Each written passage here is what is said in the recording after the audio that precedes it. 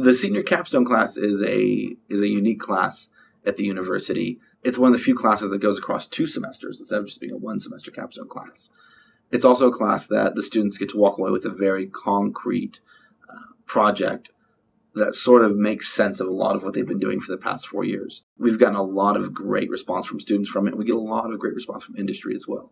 So we've been pretty happy with where the capstone class is going. And this year, the projects are looking excellent so far. So we're very excited about them.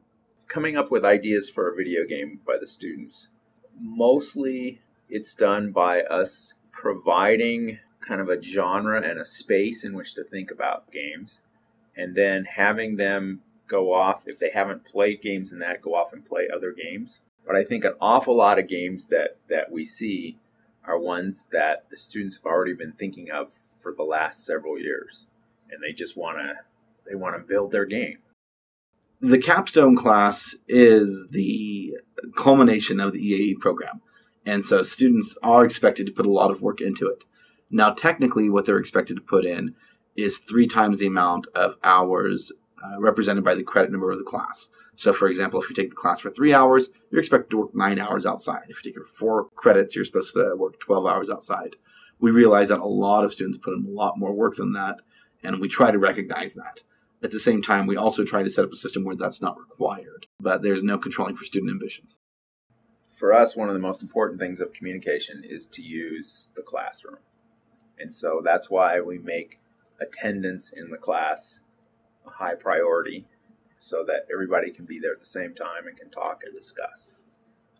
Another communication mechanism we use are stand-up meetings. And stand-up meetings are part of the Scrum Agile process, where every member of the team has to talk about what they've accomplished and what they plan to work on.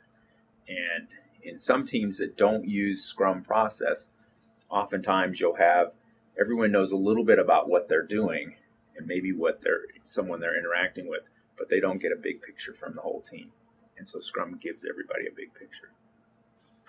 And then lastly, the communication is just interacting.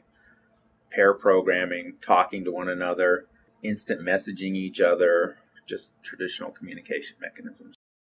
The end of sprint presentations are important for a number of reasons. First, it's an accountability tool. It forces the students to have something to show. So rather than saying, well, I did this and I did that, they actually have to present it, which is a big motivating tool. It causes people to do quality work because they know folks are going to be seeing it. Secondly, it allows us to see where the projects are going and to provide feedback on the projects.